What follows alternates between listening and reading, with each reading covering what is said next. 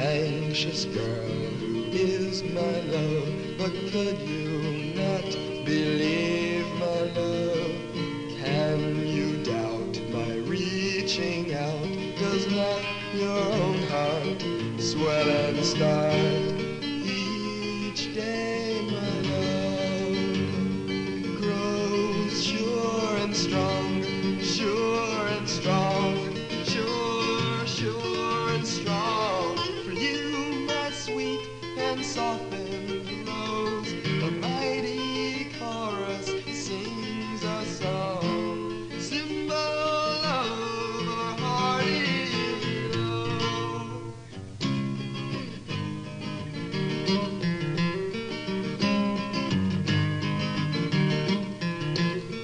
Gazing in your eyes so bright, reflecting how I feel tonight.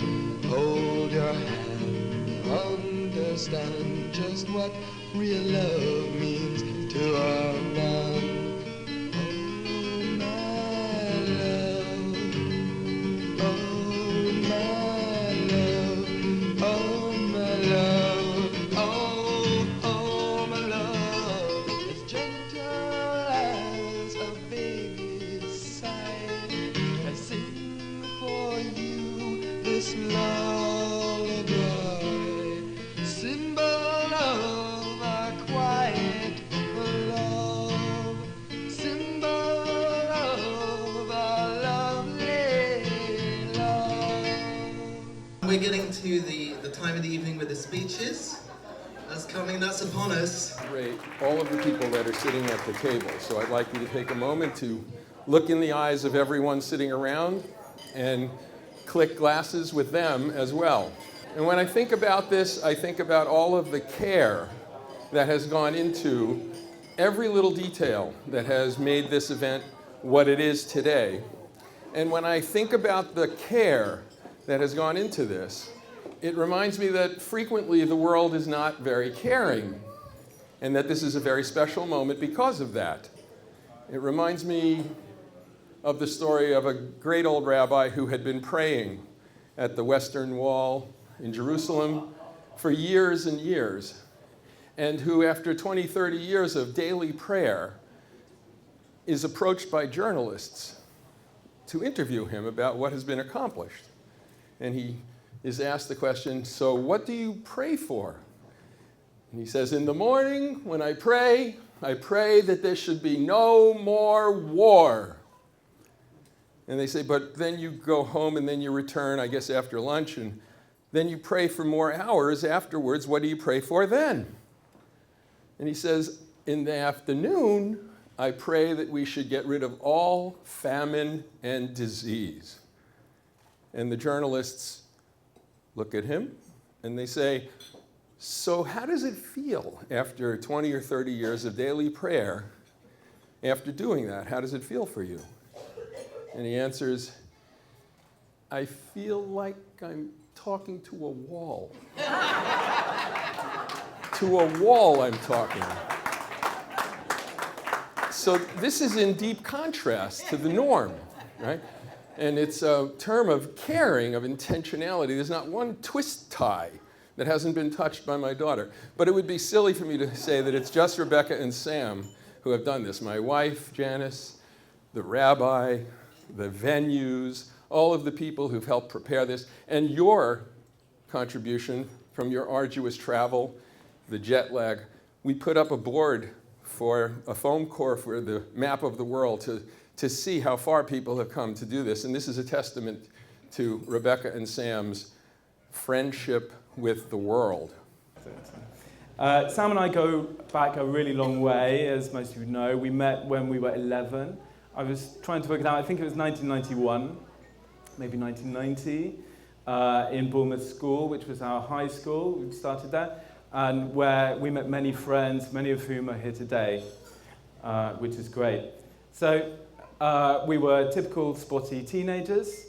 Sam was a very cool teenager. He was a great musician. He was in a band. Several of the band members are here tonight. Put up your hands. Yeah. So Sam was into metal. It may be hard to believe now, but he had a wonderful, luxuriant ponytail. Sam and I, as soon as we met, we hit it off. We got on really well. I think we have brains that really think in the same kind of way. Discussing, ordinary teenage things like the problem of evil and democracy and that kind of thing. And Sam would tell me about ordinary teenage concerns like reduced instruction set computing, circle of fifths, the Lydian mode. I was thinking back over all these times that we'd spend at each other's houses and talking about philosophy and things. And I remembered very clearly one discussion or debate that we had that went on over a few years, I think, on the topic of delayed gratification. Sam was advancing the thesis that whatever the pleasure, the longer it could be delayed or put off, the more intense and enjoyable it would be in the end, whereas I thought it would be better just to get on with it. I think, looking back over the years, I realized that this principle of delayed gratification has maybe been something of a guiding principle for Sam. But in some areas of life, it's worked out really well. And of course, the main area where it was worth the wait was in your romantic life. Really, it took Becky to tempt him away from the bachelor's life. On behalf of the entire bridal party, thank Len and Janice Shiles and everyone in attendance here for joining Becky and Sam on this really beautiful day. I know many of you have traveled from out of state and overseas, and the distance and the amount of commitment that takes really speaks to what a truly special couple you see seated here before you. As I said before, Becky and I have been close for a long time. It naturally follows that we have many memories and stories from our youth. Some of them are good, some of them are bad, and many you will not hear publicly tonight. But if you would like to know more, please feel free to seek me out after. So when Becky told me she was moving to London to go to grad school and pursue her dream of studying art history and living life a little bit more abroad, I think we all knew that it would really be a life-changing experience. But I don't think any of us expected it to be such a large life-changing experience such as this. So I'm just to give you a better idea of what kind of person and friend Becky is, I'm gonna read a couple items from that list. We'll keep it short. So Becky is the kind of friend and person that you can sit with in hammocks at a hotel that you're not paying for all day on the beach. And she's also the type of friend that you can shuffle your feet in the sand, checking to make sure there's no stingrays, and never get tired of it. Becky's the kind of friend that gives amazing sibling pep talks, and she's also the kind of friend that welcomes you with a smile and a hug and a kind word, no matter what the circumstances. She is also the type of friend that you can sit with on the beach and watch adorable retired couples walk down hand in hand and enjoy every moment of it. And I certainly hope that in many years to come after this, Becky and Sam will one day be one of those couples that other people can watch. So from the bottom of my heart, I'd like to thank Sam for coming into Becky's life and bringing with him such joy, kindness, and love that's evident to everyone here. So now, if you would all please join me in raising your glasses.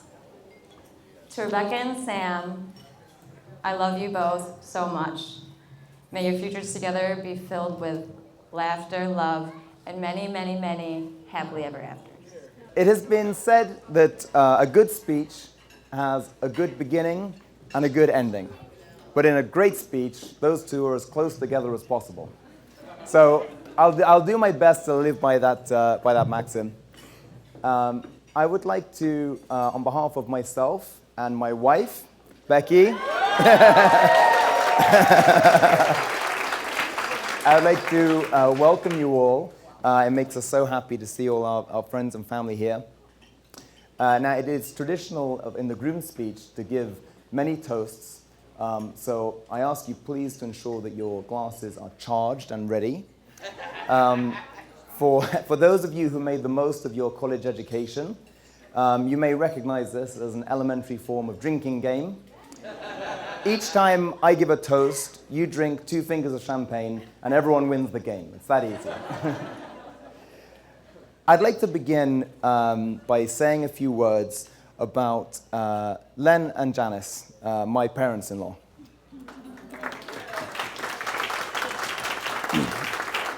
I first met Len and Janice via Skype ambush. So thank you to Cousin Gail for that terrifying ordeal. I thought you just invited us round for dinner. But the first time that I met Becky's parents in person, I have to say, Len did a great job of the stern dad routine. It was a brilliant act. And for those of you who know Len as I have come to know him, you will know that it is a performance worthy of Brando. Because in truth, Len is the biggest softy, sweetheart guy you could hope to meet.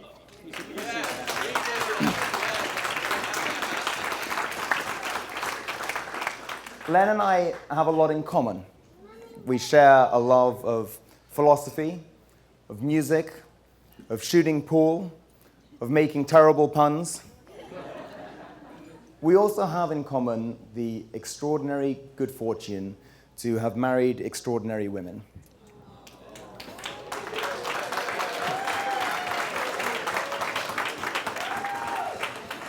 In Janice, I have acquired the warmest, most welcoming, smartest, and Len, let's be honest, tolerant person as a mother-in-law. I feel truly lucky. So I would like to thank you, Len and Janice, for welcoming me into your wonderful family. I would like to thank you for hosting us all today in this amazing celebration. And most of all, I would like to thank you for doing such an amazing job raising Becky to be the wonderful girl that she is. So, ladies and gentlemen, if you could please be upstanding and raise a glass. Upstanding means on your feet. Upstanding, standing up, upstanding. To Len and Janice.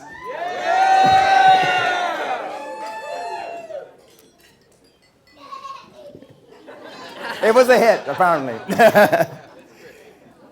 Now I would like to say a few words about my own parents. Now, I promised this speech would be brief, so I can barely begin to list the many things that I have to be grateful for to Mum and Dad. You know, you might not believe it, but I was actually quite a difficult child. I was no model student. I nearly got thrown out of high school. I was obstinate, obstreperous, all around an obstacle to a peaceful family home. But in return for this, I received nurturing, understanding, support, and love. From Dad, I learned maths, science, analytical thinking. From Mum, I learned to draw and to paint and emotional thinking. But some of the most important lessons were from the example of a life well lived. From Mum and Dad's relationship, I learned how two people who are in many ways very different can come together and be more than the sum of their parts. After Mum died, I learned how one man can do the job of three people. A working full-time job, raising three children, and studying for a degree. If I ever think that doing a big city job is somehow tough or important, I just have to remember what Dad did for us, and it puts it into perspective.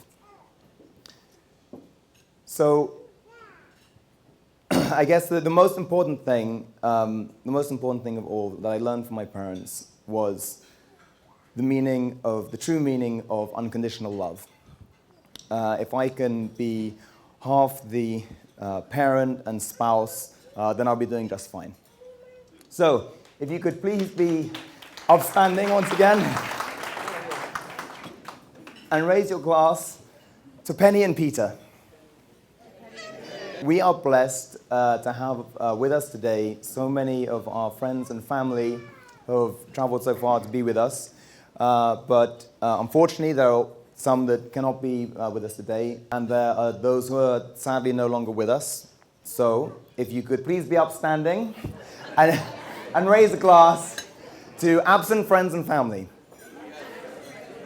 Now, it is a great privilege of the groom to toast the bridesmaids.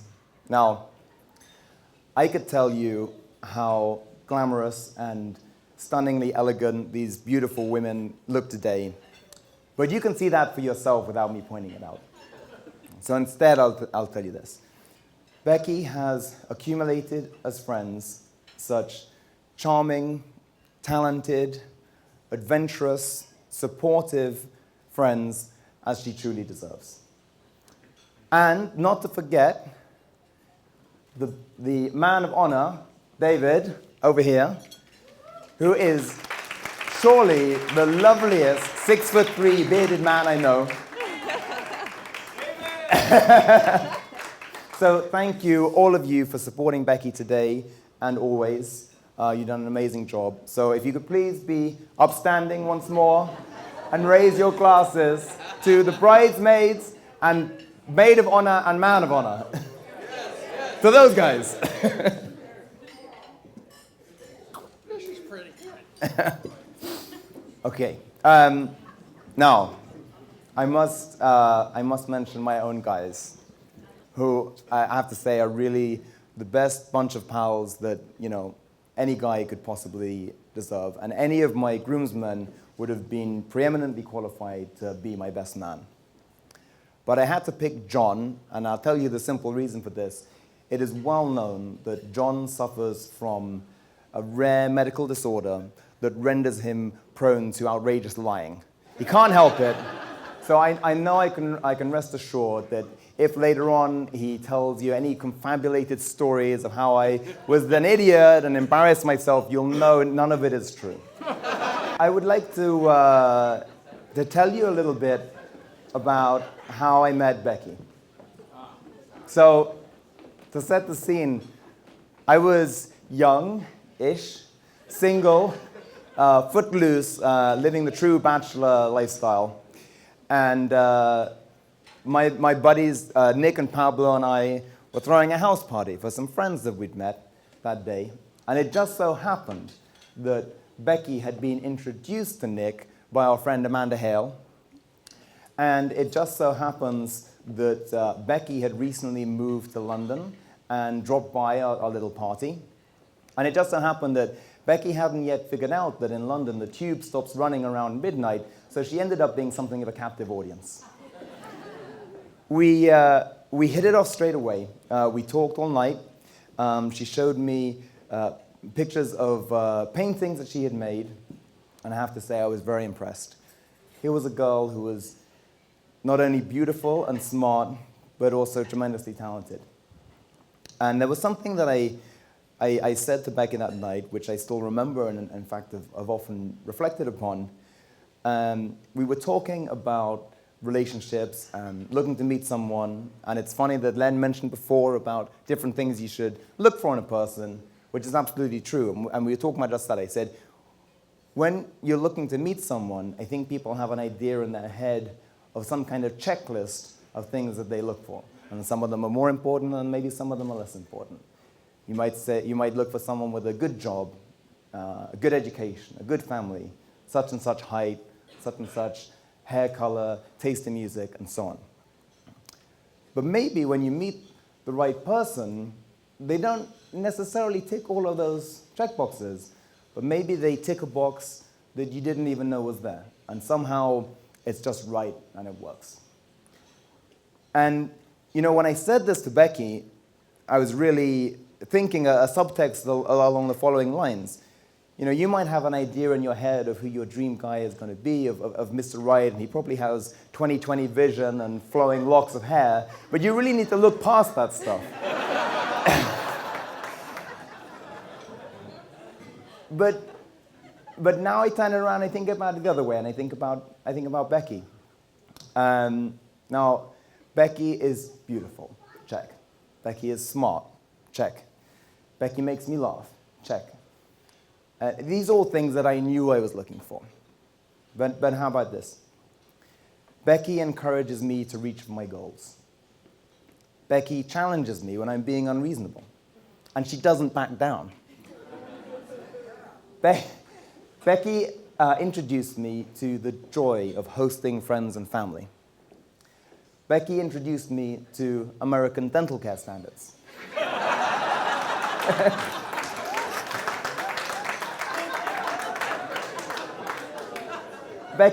Becky tells it how it is. When we face a challenge together, I can tell you in 5 minutes 20 different problems that may come up. Becky says, we can make this happen, and we make it happen. Becky knows the importance of thoughtfulness. Becky knows you must be kind to others, but also you must be kind to yourself. In short, Becky is everything I was looking for in a partner and didn't even know it. So if you could please, just one final time, be upstanding and raise your glass to Becky.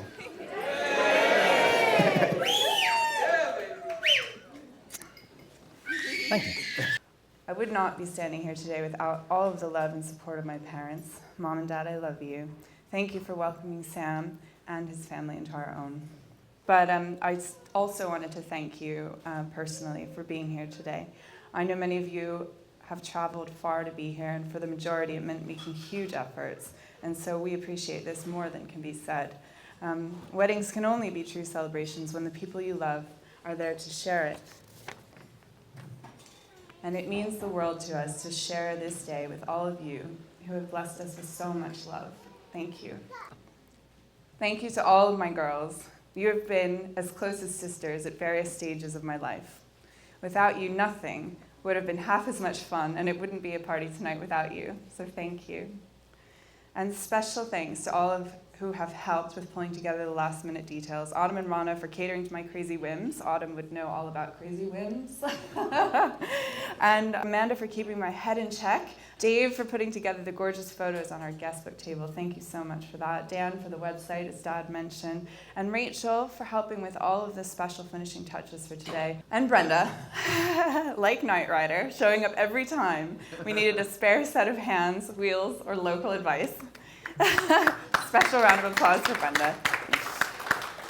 Thank you to all of the groomsmen who have come here to celebrate. You've come here from different continents, taken red-eye flights, and you have still managed to get the groom here on time and in relatively good nick.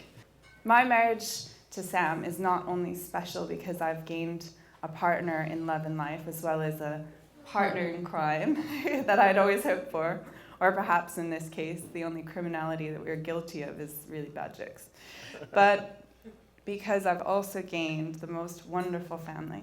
Peter, Mags, Rob, Matt, Sarah, Nellie, Rory, and Theo, you welcomed me into your family at the word go with open arms. You have enriched my life far beyond anything I could have imagined. Perhaps the best relationships are the ones that tick boxes you didn't know you wanted ticked. You are the family who have done just that.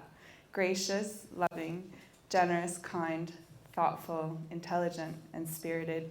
You have raised a son who carries forth all of these traits into the world, supported a brother who's both strong and independent, as well as moderately humorous at times. Do not get the Lazell brothers started, by the way. There are a number of people that would have liked to have been here and that are no longer with us, who hold special places in my and Sam's hearts.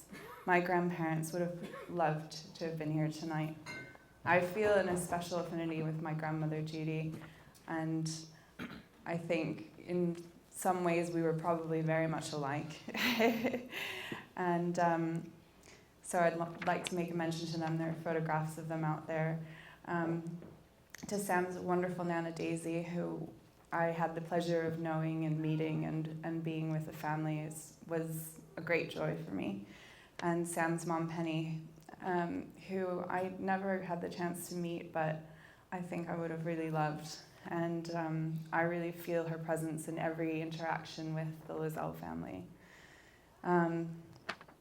Their presence is greatly missed, and it heartens me to know that they would have been so happy and proud to be with us here tonight. And finally, if you could all raise your glasses, a toast to Sam. You are, quite simply, the best. You have made everything possible, and you continue to do so. You bring the light into my life and project it out of me. As Dave said, together I feel we are two halves whole. And I'm looking forward to starting this crazy little adventure called life together. I love you. And you give me all of you. Oh, how many times do I have to tell you, even when you're crying, you're beautiful too. The world is beating you down. I am around through every mood. You're my downfall, you're my muse, my worst distraction, my rhythm and blues. I can't stop singing, it's ringing in my head for you. The world is crazy, but I am breathing fine. You're crazy and I'm out of my mind.